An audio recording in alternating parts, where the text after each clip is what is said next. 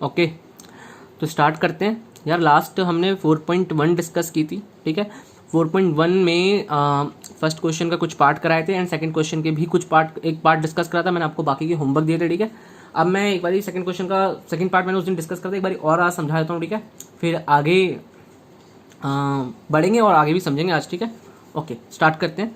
पहले तो क्वेश्चन पढ़ता हूँ, सेकंड कह रहा है, क्या है question? Represent the following situation, represent the following situation in the form of quadratic equations, ठीक है। इन सारी सिचुएशंस को आप क्वाड्रेटिक इक्वेशन की फॉर्म में रिप्रेजेंट कीजिए, यह क्वेश्चन हमसे कहना चाहता है, ठीक है। क्वाड्रेटिक इक्वेशन याद है ना, ax² + bx + c = 0 where a doesn't equal to 0, ठीक है। जानते थे a b c real numbers हैं भाई यहाँ पर, ठीक है, रियल कांस्टेंट। ओके, ठीक है। ओके, तो क्वेश्चन पढ़ रहा हूँ, देखो। The product of 2 consecutive positive integers is 306, ठीक है भाई। कह रहा है the product of 2 consecutive integers, 2 consecutive positive integer, okay, 2 consecutive positive integers is 306. We need to find the integers, okay। दोबारा सुनो, इंटीजर सबको पता है क्या होते हैं, ठीक है। आप जानते हो इंटीजर क्या होते हैं भाई? भैया इंटीजर माइनस वाले नंबर, प्लस वाले नंबर और जीरो, ये तीनों ही तो मिला के इंटीजर बनाते हैं, ठीक है। ओके, तो उन्होंने बोला कि ऐसे 2 इंटीजर फाइंड कीजिए, ठीक है, कि जो एक के बाद एक लगातार आते हैं और जिनका प्रोडक्ट कितना हो 306 हो, ठीक है। तो जब भी आपके सामने ऐसी सिचुएशन आएगी तो आपको एक वेरिएबल लेट करना है, ठीक है। तो लेट से मैं कहता हूँ कि मान लो वो इंटीजर x है, ठीक है। x थोड़ी देर के लिए मैं मान रहा हूँ, ठीक है, फिर हमें पता चल जाएगा कि कौन सा है वो इंटीजर, ठीक है। उसके लिए आप पहले मुझे को बताओ, जैसे अगर मैं आपसे बोलूँ कोई आपकी कोई भी एक इंटीजर सोचो, ठीक है, आपने 10 सोचा, तो बताओ उसके अगला क्या होगा? 11, सही है। ओके, आपने 550 सोचा तो अगला क्या होगा? 551, क्लियर। अगर आपने x सोचा, लेट सपोज अगर आपने x इंटीजर सोचा है तो अगला क्या होगा खुद सोचो, x + 1 ही तो होगा भैया, उससे एक ज़्यादा ही तो होगा। बिल्कुल समझ में आई, खुशी भेजे में बात, ठीक है। तो वैसे ही मैंने लिखा, let the first integer is x, then second is x + 1। According to question हमें कहता है कि दोनों का जो प्रोडक्ट है भैया वो है 306, ठीक है। बस भाई इतनी सी कहानी थी, कर दो। x × x x², प्लस का प्लस, x × 1 x, और भाई 306 इधर जाके माइनस का बन गया = 0। आप इसको आराम से फैक्टराइज कीजिए, सॉल्व कीजिए, आपका आंसर आपको मिल जाएगा। बात समझ में आई? क्लियर है? ओके, चलते हैं नेक्स्ट क्वेश्चन की तरफ। ओके बच्चों, नेक्स्ट क्वेश्चन स्टार्ट करते हैं। अब मैं ले रहा हूँ सेकंड क्वेश्चन का फर्स्ट पार्ट, ठीक है। सेकंड क्वेश्चन का फर्स्ट पार्ट पढ़ रहा हूँ आपके सामने, ठीक है। कह रहा है the area of a rectangular plot, okay सुनना। तो कह रहा है the area of a rectangular plot is 528 meter square, okay. कह रहा है किसी आयताकार प्लॉट का, ठीक है, जो भाई क्षेत्रफल है वो 528 मीटर स्क्वायर है। The length of the plot in meter is 1 more than twice of its breadth. We need to find the length and the breadth of the plot, ठीक है। तो भाई क्वेश्चन आपको समझ में आ गया होगा होपफुली, ठीक है। तो कह रहा है कि the length of the plot is 1 more than twice of its breath, ठीक है। भाई जो लेंथ है वो ब्रेथ की दोगुने से एक ज़्यादा है। अगर मान लो ब्रेथ आपकी x है थोड़ी देर के लिए, ठीक है, let breadth of the rectangular plot is x meter, ठीक है। तो भाई ऑब्वियस सी बात है, लेंथ क्या होगी? दोगुने से एक ज़्यादा, यानी कि 2x + 1 मीटर, ठीक है। अकॉर्डिंग टू क्वेश्चन क्या है? देखो अकॉर्डिंग टू क्वेश्चन आपको थोड़ा सोचना पड़ेगा कि क्या मैं निकालूं ऐसा इसमें रिजल्ट, ठीक है। भाई देखो ढूंढना तो आपको पड़ेगा ही, ठीक है, थोड़ा दिमाग तो लगाना पड़ेगा, ठीक है। तो भाई मैंने यहाँ देखा कि यार एरिया ऑफ रेक्टेंगल होता क्या है, L × V होता है, ठीक है। मुझे ऐसा कोई रिलेशन ढूंढना था, ठीक है। तो एरिया मैंने 528 लिखा, जो मुझे ऑलरेडी क्वेश्चन में गिवन था। लेंथ यहाँ पर 2x + 1 है और ब्रेथ क्या है? x है। एक क्वाड्रेटिक इक्वेशन बन गई, ठीक है। तो x × 2x 2x², x × 1 x, और 528 का इधर जो है लिख दो से, अब प्लस का 528 उधर चले जाएगा तो माइनस का हो जाएगा, बन गई क्वाड्रेटिक इक्वेशन। अगर इस क्वाड्रेटिक इक्वेशन को आप सॉल्व करोगे तो आपको x की वैल्यूज मिल जाएंगी। x की पॉजिटिव वैल्यूज को आप, जो x की वैल्यू आएगी वो आपकी ब्रेथ होगी, उसके बाद उस x की वैल्यू को आप यहाँ पर पुट कर देना, आपको लेंथ मिल जाएगी, ठीक है। पॉजिटिव वैल्यू को पुट करोगे क्योंकि नेगेटिव तो आप पुट नहीं कर सकते क्योंकि breadth can't be negative, okay, you know that. Okay okay, अगला क्वेश्चन देखते हैं आप, यानी कि थर्ड पार्ट, ठीक है। ओके प्यारे बच्चों, सबसे पहले मैं पढ़ रहा हूँ थर्ड क्वेश्चन, ठीक है। शिवानी बैग उतारो, ओके सुनना। Rohan's, okay, mothers is 26 years old then him, ठीक है। भाई रोहन की माँ, okay, Rohan's mother is 26 years older then him. Rohan की माँ उससे 26 साल बड़ी है, होने दो भाई, ठीक है। इस लड़के का नाम हम रोहन ना रख के रोहन ही रख देते हैं, ठीक है। रोहन की माँ उससे 26 साल बड़ी है, ठीक है भाई। कह रहे हैं the product of their edges in years, कह रहे हैं the product of their edges in years, okay, 3 years from now will be 360, okay, 3 years from now will be 360, okay.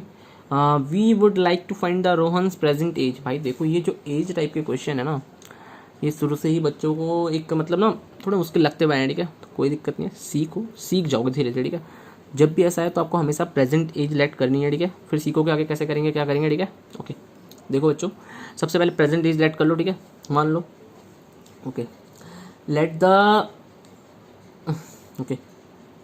The present age of Rohan x years. अगर रोहन की जो वर्तमान आयु है, मतलब वर्तमान मतलब जो अभी चल रही है, ठीक है, वो अगर एक्स ईयर्स है, तो भाई एक बात बताओ, रोहन की मम्मी की आयु कितनी होगी, ठीक है।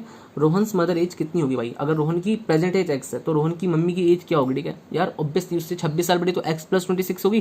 देखो आइडियोलॉजी आपको खुद लगानी पड़ेगी, सही बात है, क्लियर है, समझ में आ रहा है, ठीक है, ओके। अब आफ्टर 3 years रोहन एज, जब रोहन की एज एक्स थी, उससे 3 साल बाद रोहन की एज क्या होगी भाई, एक्स प्लस 3 होगी, ठीक है ना। अगर मान लो आज रोहन की एज 15 साल है, तो आज से 3 साल बाद रोहन की एज कितनी होगी, 18 साल होगी, ठीक है, ओके, समझ में आई। ऐसी अगर आज एक्स है तो आज से 3 साल बाद क्या होगी, एक्स प्लस 3 होगी, okay. After 3 years Rohan mother age कितनी होगी भाई। देखो रोहन की मदर एज, रोहन की जो मदर की एज थी प्रेजेंट डे में, वो कितनी थी, एक्स प्लस 26, तो 3 साल बाद प्लस 3 और जुड़ जाएगा उसमें भी, ठीक है, सही है, ओके, ठीक है। तो देखो, अबे यार सॉरी, हाँ बीच में ये मैसेजेस आ रहे हैं, क्या करें, और नेट बंद नहीं कर सकता, मैंने किसी और को वीडियो सेंड करने को लगा रखी है, ठीक है। 12th क्लास की भी वीडियोस बननी है ना, इसलिए, ओके। तो रोहन की मदर की एज जो हो जाएगी एक्स प्लस 29 ईयर्स हो जाएगी, सही है, ओके। इतना समझ में आया, क्लियर, ओके। तो अकॉर्डिंग टू क्वेश्चन उन्होंने क्या कहा था कि भाई जो उनका 3 साल बाद उनकी एजेस का प्रोडक्ट है वो है 360, तो आप उन दोनों की एज का प्रोडक्ट कर लीजिए, ठीक है, आपको 360 दिया हुआ है, ठीक है। जब आप इस प्रोडक्ट को सॉल्व कर लोगे तो आपको ये मिल जाएगा, और यहाँ से आप इसको फैक्टराइज कर लीजिए, आपको उनकी प्रेजेंट एज मिल जाएगी, ठीक है। ओके बच्चों, तो एज वाला क्वेश्चन हो गया। जो अगला क्वेश्चन मैं आपको कराने जा रहा हूँ ना, ठीक है, तो यहाँ से सुनना, ये क्वेश्चन बहुत ही इंपॉर्टेंट भी है, ठीक है। अक्सर एग्जाम में पूछे जाने वाला क्वेश्चन है, ठीक है, बहुत पूछे जाता है, ठीक है, और बाकायदा आपको ये अच्छे से आना चाहिए, ठीक है, समझना, बहुत ध्यान से समझना, ठीक है। कोशिश करना कि आज समझ जाओ, ठीक है, तो आने वाले जितनी भी इस टाइप के क्वेश्चन है ना, आप इजीली कर जाओ, ठीक है यार, चुटकियों में, ठीक है।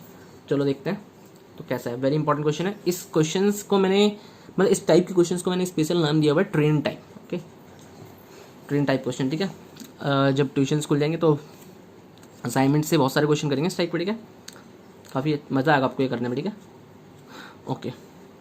तो क्या क्वेश्चन कह रहा है, a train travels a distance of 480 kilometre at a uniform speed. अच्छा एक और बात यार, सब बच्चे ना अपने सामने एनसीईआरटी बुक खोलेंगे, सेकंड क्वेश्चन का 4th पार्ट निकालेंगे और उसको मेरे साथ साथ पढ़ेंगे, देखेंगे मैं क्या बोल रहा हूँ, ठीक है। ऐसे नहीं कि बैठ गए और देखा, और वीडियो ने एक रैंडमली पूरा देखो, एक बार में देखोगे, ये नहीं कि कभी भी उठा के देखा फिर मन करा छोड़ दिया, ठीक है, ऐसा नहीं चलेगा, पूरा देखना है, ठीक है, तभी मज़ा आएगा या सीख पाओगे, ठीक है, क्लियर है, ओके।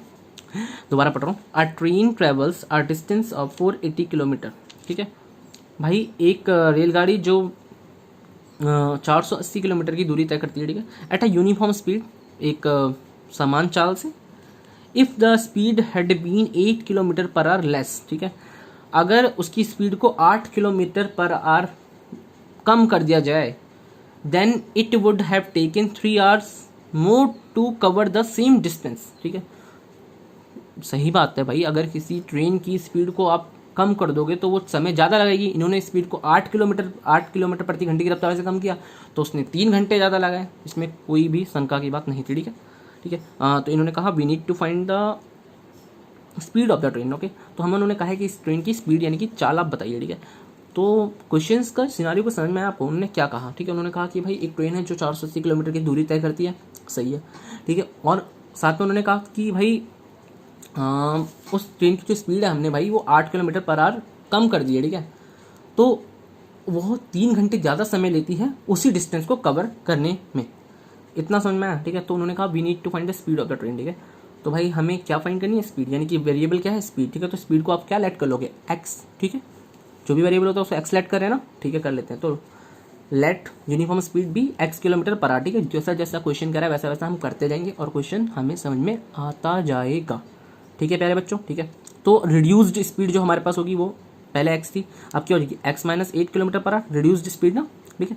अच्छा आपको याद है यार एक फॉर्मूला होता था, distance is equal to time into speed, यार 9th क्लास का मोशन चैप्टर याद कर लो भैया कुछ तो, ठीक है। तो यहाँ से अगर आप टाइम निकालोगे तो भैया क्या आ जाएगा भाई, डिस्टेंस अपॉन में स्पीड, देखो स्पीड यहाँ मल्टीप्लाई में जाकर डिवाइड में चले जाएगी, सही है। देखो बहुत ध्यान से समझना स्टेप को, ठीक है, बड़ा प्यारा स्टेप लिखने जा रहा हूँ। अच्छा बताओ, तो टाइम अगर मैं पहली सिचुएशन के लिए निकालूँ, पहली सिचुएशन क्या थी, डिस्टेंस कितना था 480, स्पीड क्या थी तब एक्स, देखो डिस्टेंस तो आपका 480 ही था हमेशा, ठीक है। स्पीड क्या थी पहले एक्स किलोमीटर पर आवर थी, ठीक है।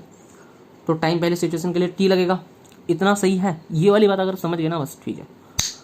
अगले सिचुएशन पे आ जाओ भाई, अभी ना आप थोड़ी देर के लिए इस 3 पे ना मैं उंगली रख रहा हूँ, इसको भूल जाओ, ठीक है।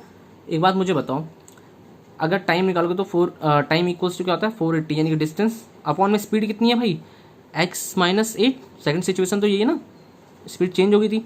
और स्पीड अगर आपने घटा दी 8 किलोमीटर प्रति घंटे की रफ्तार से, तो आपको कितना टाइम ज़्यादा लगा, कितना 3 घंटे ज़्यादा लगे भाई उसी डिस्टेंस को कवर करने में।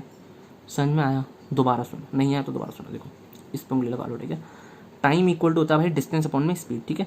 डिस्टेंस तो भैया 480 किलोमीटर ही था सेकंड सिचुएशन में, ठीक है। मगर आपने वहाँ पर क्या कर दी, उस परिस्थिति में आपने क्या करा, आपने स्पीड को जो x किलोमीटर थी उसको आपने घटा के कितना कर दिया था, 8 किलोमीटर लेस कर दिया था। तो 8 किलोमीटर प्रति घंटा लेस कर दिया था, कम कर दिया था, तो x माइनस 8, तो उसके वजह से आपका जो टाइम है उसी डिस्टेंस को कवर करने में कितना ज़्यादा लगा भाई, 3 घंटे ज़्यादा लगा।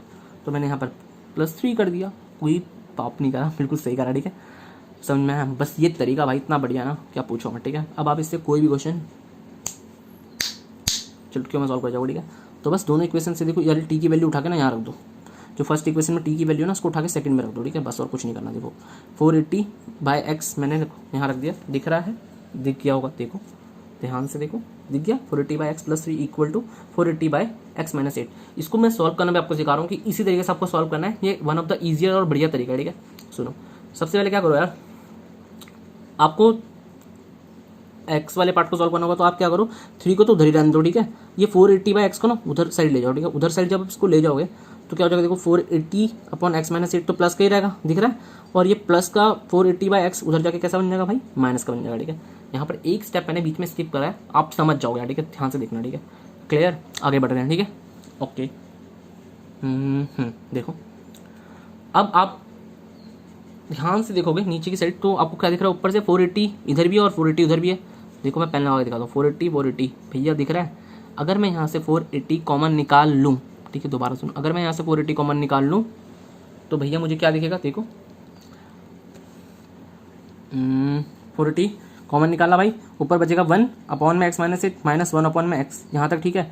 अब भाई वही आपका बचपन वाला रूल जो मैंने आपको सिखाया था, याद है, क्रॉस मल्टीप्लाई कर लो एलसीएम वाली, एक्स की मल्टीप्लाई 1 से भैया एक्स आ गया, माइनस के साइन का महत्व आप समझते ही हो, एक्स माइनस 8 की मल्टीप्लाई 1 से होगी तो एक्स माइनस 8 ही रहेगा, और नीचे भी आपस में मल्टीप्लाई होगी, याद नहीं वाला रूल देखो, ठीक है।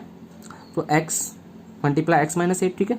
अब देखो ऊपर मैं सॉल्व कर रहा हूँ, जब माइनस की मल्टीप्लाई एक्स होगी तो माइनस एक्स होगा, माइनस माइनस प्लस हो गया, ठीक है। नीचे x into x x square हो गया, एक्स इंटू 8 एक्स हो गया, यहाँ तक किसी को कोई दिक्कत पक्का। ऊपर भाई एक्स एक्स कटने को तैयार है, ठीक है।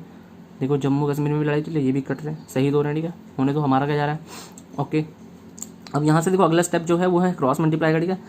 तो मैंने सोचा क्यों ना थोड़ा सा और आसान कर लिया जाए, क्रॉस मल्टीप्लाई करना है, ठीक है। तो क्रॉस मल्टीप्लाई के लिए कर लेते हैं क्रॉस मल्टीप्लाई, ठीक है। देखो भाई क्या होगा, इस 3 की मल्टीप्लाई किससे हो जाएगी भाई, एक्स स्क्वायर माइनस 8 एक्स से हो जाएगी, और भाई इस 480 की मल्टीप्लाई किससे हो जाएगी, 8 से हो जाएगी। तो देखो अगले स्टेप में 480 मल्टीप्लाई 8 इक्वल्स टू 3, ये 3 है हाँ भाई, 3 सॉरी यार ये मैंने पहले काट कर रखी ना, 3 multiply x square minus 8 x, ठीक है।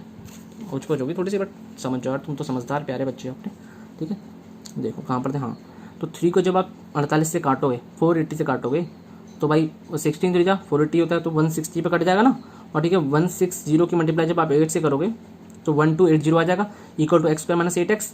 अब भाई प्लस का उधर ले जाओ, माइनस का बन जाएगा, माइनस 1280, फिर से मैसेज आ रहे हैं, आते रहते हैं, ठीक है। आगे देखो, फिर क्या है यार, अब हमें इसके फैक्टर बनाना है, ठीक है। तो भाई इसके फैक्टर्स आपको बनाने आने चाहिए, ठीक है। तो मैंने बना लिए, आप बना लेना। X square minus 14x minus 40x plus 32x, ठीक है। बन गए इसके फैक्टर। एक्स कॉमन ले लो, एक्स माइनस 40 प्लस 32 कॉमन लो, एक्स माइनस 40। यहाँ से एक्स माइनस 40 कॉमन ले लीजिए भैया, एक्स प्लस 32 बचेगा।